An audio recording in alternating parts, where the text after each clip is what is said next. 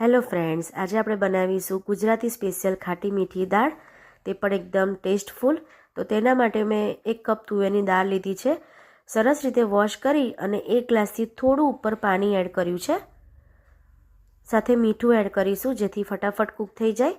તમારી સાથે ટાઈમ હોય ને તો અડધો કલાક દાળને પલાળી રાખવાની. સાથે હલ્દી પાવડર અને અડધું ટામેટું એડ કર્યું છે.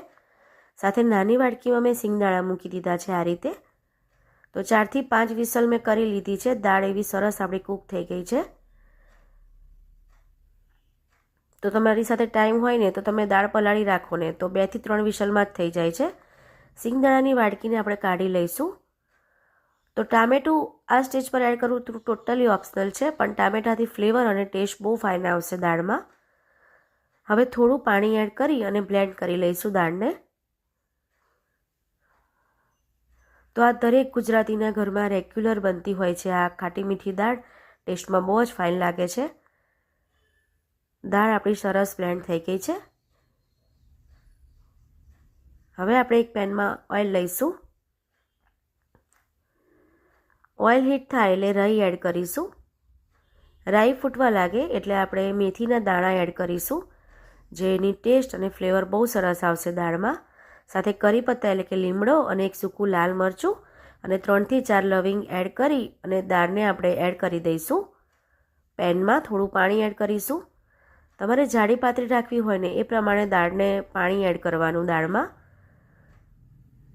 અને આ દાળ તમે ઉકાળશો ને એનો ટેસ્ટ ઓર વધી જશે અને બહુ જ ફાઇન લાગશે. હવે મસાલા કરી દઈશું. હલ્દી પાવડર, મરચું પાવડર, ધાણા જીરું, ગરમ મસાલો, સાથે કાશ્મીરી લાલ મરચું, જેનાથી કલર બહુ ફાઇન આવશે. સાથે એક સિક્રેટ ઇન્ગ્રીડિયન્ટ છે આચારી મસાલો, એટલે કે અથાણાનો મસાલો આવે છે ને એનાથી ટેસ્ટ બહુ જ ફાઇન આવે છે. સાથે મીઠું એડ કર્યું છે. પહેલાં મીઠું એડ કર્યું હતું કૂક કરતી વખતે, એટલે અત્યારે એ પ્રમાણે આપણે એડ કરવાનું. સાથે ગોળ એડ કર્યો છે. ગોળની જગ્યાએ તમે ખાંડ એટલે કે સુગર પણ એડ કરી શકો છો, પણ ગોળથી બહુ જ ફાઇન એનો ટેસ્ટ આવે છે.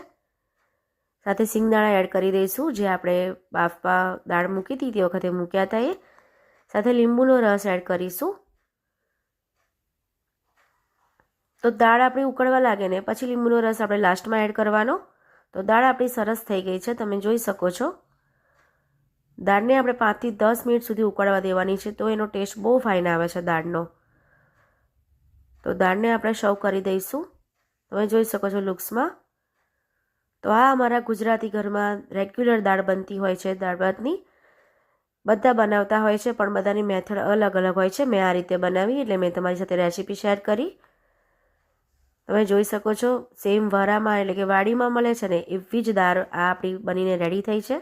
તો આ રીતે એક વખત જરૂરથી ટ્રાય કરજો ફ્રેન્ડ્સ. તો આપણે એને રાઈસ સાથે સર્વ કરીશું. Thank you friends. Thank you so much.